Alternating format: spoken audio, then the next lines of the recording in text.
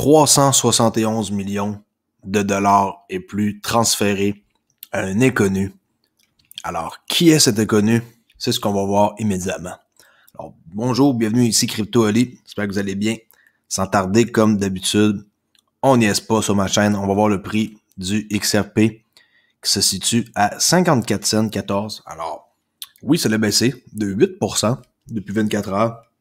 Mais, comme je spécifiais dans ma vidéo d'hier, ne vous inquiétez pas parce que le prix baisse de 5-10%, qui monte de 20%, que vous devez être comme négatif par rapport à ça. Ça fait partie de la crypto et de tout ce qui est argent qu'on peut transiger. Des fois ça monte, des fois ça baisse, mais le but principal, c'est que sur le long terme, ça va monter et c'est comme ça qu'il faut voir la chose. Si vous n'avez pas assez les reins solides pour être dans la crypto, peut-être que vous devriez investir dans d'autres choses de moins risquées. OK? Alors, on va aller voir le prix ici sur Fiat League de 54 centimes, moins 8%. Les marchés sont repartis vers le rouge. 44 perdants, 19 gagnants. Le seul qui se démarque, encore une fois, c'est Theta. Ici, OK? Et le nombre de transactions est de 2 millions de transactions environ par minute. Alors, j'ai découvert ici, il y a 30 minutes, 44 minutes spécifiquement, OK? Qu'il y a une transaction qui vient d'être faite. On va grossir un peu la page pour que vous puissiez voir. De 680 millions d'XRP, ce qui équivaut présentement, en date de maintenant, 371 400 600 $ USD qui est transféré de inconnu à inconnu. Qu'est-ce que je trouve un peu bizarre, c'est la fin du portefeuille. Regardez qu'est-ce que c'est marqué. Okay, tous les chiffres, à la fin, on voit JED. Je sais pas s'il y en a qui peuvent me renseigner. Est-ce que c'est Jed Metcaleb qui vient de recevoir d'un inconnu qui devrait être Ripple, j'imagine, hein? 680 millions d'XRP. Si oui, pourquoi? Pourquoi que c'est pas le premier comme d'habitude? Pourquoi que il recevrait des XRP comme ça avant le temps? Peu importe. Moi, je trouve ça un peu spécial, là. Je me demande si on peut avoir un portefeuille avec aussi la fin comme ça identifiée à notre prénom.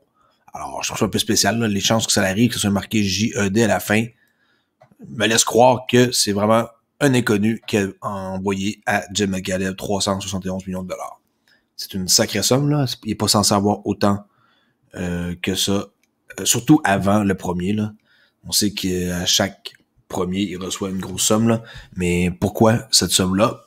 Est-ce qu'il y en a qui ont des infos? Écrivez-moi dans les commentaires. On va voir qu'est-ce que vous en pensez. Et aussi, on continue sur la même tendance, mais cette fois-ci, une plus petite somme, mes amis, 35 millions seulement. Mais là, on voit que c'est de inconnu à Ripple. OK? Cette fois-ci, on ne sait pas c'est qui, mais à Ripple. 35 millions de dollars, 65 millions d'XRP.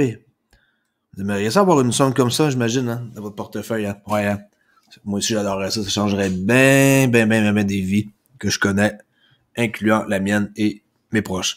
Alors, qu'est-ce qui s'est passé ici? Inconnu à Ripple, je sais pas. Ça m'est arrivé aussi en même temps que l'autre transaction. Il y a 45 minutes. On est présentement le 23 mars 2021, 10 heures du soir, heure de l'Est, Montréal. Alors, s'il y en a qui ont des infos là-dessus, hein, qui est cet inconnu, s'il vous plaît, juste m'en faire part. J'ai aucune idée, mais apparemment, c'est la même personne qui a envoyé ici, là. Comme on peut voir, ça finit par 549, l'adresse. Ici aussi, ça commence par 549. Apparemment, ils se font des coups entre eux autres. Là, pas des coups, mais ils se font des transactions entre eux autres, comme ça. Même si la SEC sont sur leur dos, hein, ils n'en ont rien à serrer. C'est sûrement aussi qu'ils savent que la cause est gagnée d'avance. Alors, on va aller voir d'autres nouvelles. Hein. Pas parler juste des portefeuilles ici puis de montants d'argent astronomiques. Là. On peut voir ici que Gemini, hein, qui est un site d'échange très connu, mais qui ne liste pas XRP pour des raisons qu'on ignore, avec les frères jumeaux Winklevoss, viennent d'ajouter à leur portefeuille, leur site d'échange plutôt, des nouveaux jetons. Donc, Bancor, okay, One Inch, Loopring, Sandbox, Scale, The Graph et Engine. 2, 4, 6, 7 nouveaux jetons qui viennent d'ajouter. Malheureusement, ils n'ont pas le XRP comme je l'ai dit. Et sont maintenant rendus avec 33 cryptos, dont 10 crypto-monnaies supplémentaires disponibles pour la conservation de leur plateforme. Très intéressant de voir ça. J'ai un compte chez eux que j'avais oublié d'ailleurs, que j'étais voir. Et à ma grande surprise, j'avais du Bitcoin dedans, mais un tout petit montant que j'avais fait un test il y a bien avant les fêtes. Alors, ça fait plaisir de voir que mon argent a triplé depuis que j'ai été voir ce portefeuille-là là, sur Gemini. OK. On continue ici avec Jeremy Hogan. On sait c'est qui, là. Si vous ne savez pas encore c'est qui, c'est parce que vous êtes vraiment nouveau sur ma chaîne. Alors, on peut voir ici que les documents qui sont demandés par Ripple apparemment seraient vraiment pertinents et aussi accablants parce que ils ont beaucoup de choses à cacher. On sait qu'ils demandent, Ripple, les documents d'Ethereum et de Bitcoin et papier pour voir qu'est-ce qui s'est passé, pourquoi que eux ils ont été choisis, pourquoi que eux ils ont eu une autorisation de pouvoir devenir une crypto-monnaie. Et on voit un affidavit que la SEC a joint. Et regardez le nombre de documents qu'il existe et le nombre de fois que les mots sont mentionnés. Alors, dans le document, le mot Bitcoin est mentionné 30 000 fois. Le mot Ethereum est mentionné 16 000 fois et aussi le mot XRP est mentionné 6 000 fois dans le document. Ça doit être un méchant gros document, là. On voit ici un exemple. Je sais pas si c'est exactement ça, mais ça, c'est la SEC qui s'opposait à la lettre là, de requête. Ils veulent pas que Ripple ait accès à ça. Il y a une raison. Ils ont des squelettes dans le placard et je vous dis, la SEC sont dans le coin du ring, comme on dit là, à la boxe là. Quand le boxeur est dans le coin du ring puis qu'il se fait maltraiter, je crois que présentement c'est ça que la SEC est en train de subir de la part de Ripple. On sait qu'ils ont 23 avocats contre 3, hein. 23 avocats pour Ripple là, incluant Brad Garlinghouse, Chris Larson plus Ripple là, 3. Comme ils ont chacun leur avocat, la compagnie, les deux personnes, plus, dans le fond, seulement 3 pour la SEC, là, c'est un peu ridicule, mais, que voulez-vous, ils sont tellement puissants qu'ils peuvent se permettre d'avoir tout ce qui est le meilleur pour pouvoir combattre cette entité qui est la SEC, ma parole, comme des cafards, qu'ils essaient de toujours s'en prendre à tout le monde, d'essayer d'avoir de l'argent, de pas rembourser les gens, de donner juste ce qu'ils veulent donner, de s'en mettre plein les poches. Il y a beaucoup de choses qui se trament derrière cette entité-là, qui est la SEC, Security Exchange Commission. On continue ici avec une nouvelle sur Cointelegraph, en quoi que le magazine Times, que vous devez sûrement connaître, très connu, cherche un CFO qui est à l'aise avec le Bitcoin et la crypto. Une nouvelle offre d'emploi du magazine Time montre que la publication, qui date de 98 ans, est à la recherche d'un directeur financier familier avec la blockchain et les crypto-monnaies. Selon les détails du poste répertorié sur LinkedIn, Times est à la recherche d'un directeur financier avec plus de 7 ans d'expérience à des postes de direction et qui est à l'aise avec les bitcoins et les crypto-monnaies.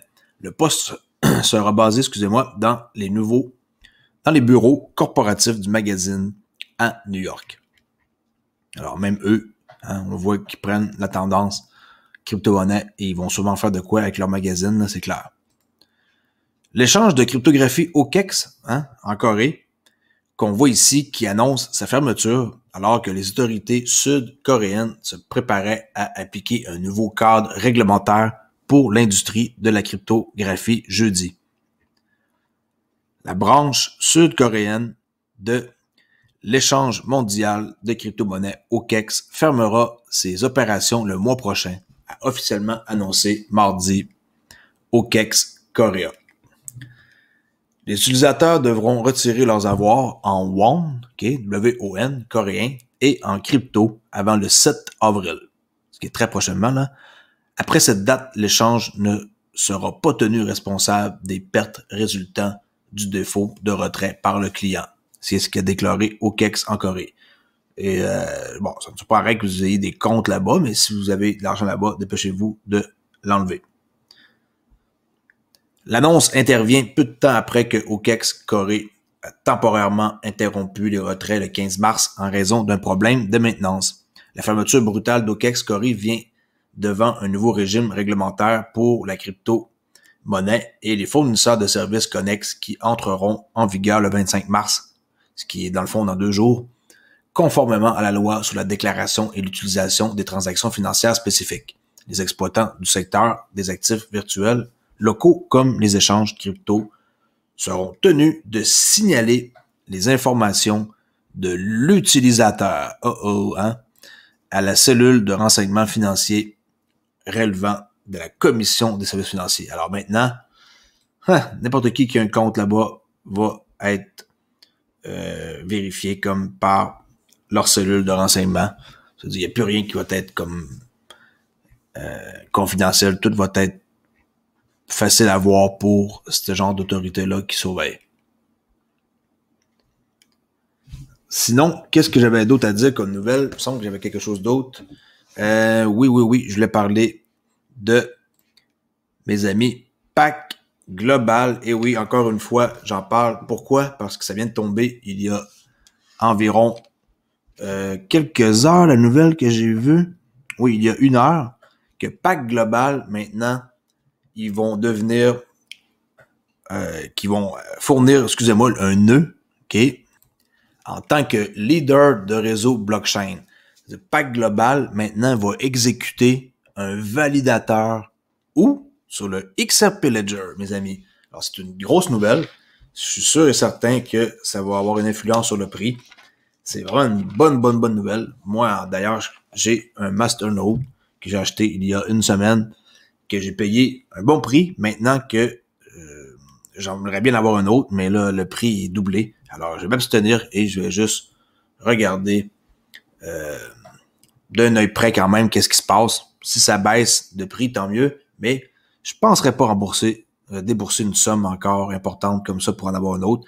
Mais s'il y en a qui sont intéressés à avoir un Masternode, vous pouvez rejoindre mon groupe sur Facebook et dans mon forum Discord, je peux vous guider pour en avoir un.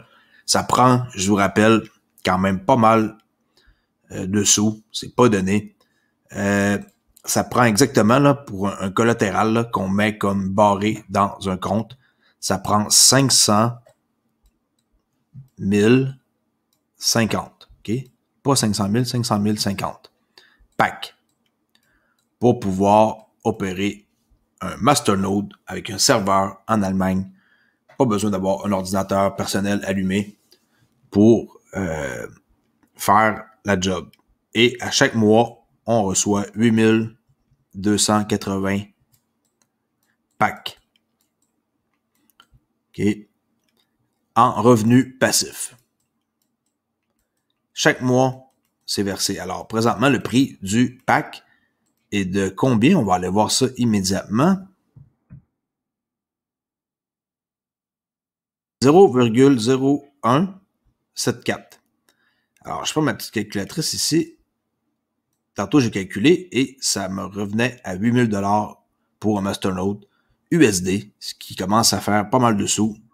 Maintenant, le prix est de 500. 8700, c'est encore pire. Alors, ouf, hein, c'est pas donné, mais s'il y en a qui veulent avoir un Masternode et générer des revenus, c'est une excellente source de revenus passifs à rien faire et le réseau va grossir. Et aussi, si vous savez pas, ils sont avec Flare Network en partenariat. Mais là, l'annonce que je viens de vous dire par rapport à le XRP Ledger, c'est une très grosse annonce. Selon moi, ça a un potentiel plus gros que qu'est-ce que j'avais imaginé. Alors, si y en a qui veulent plus d'informations, vous pouvez me rejoindre sur ma chaîne ici en cliquant sur rejoindre. Sinon, j'ai un compte Twitter pour ceux qui ne le savent pas, qui s'appelle Olivier_XRP pour venir discuter de la crypto, tout spécifiquement du XRP. Alors, merci beaucoup d'avoir écouté et avant de quitter, je voulais remercier MB, Denis Abel, Mr. Biggie, Nicolas Gauthier, Valentin Régnier, Michel Lauper, Hicham Redouane, Manuel Ferland, Rob XRP, Reich, Bill Life, Imed et le dernier arrivé, Sylvain Lévesque, pour faire partie de mon cercle privé. Merci beaucoup et à la prochaine vidéo.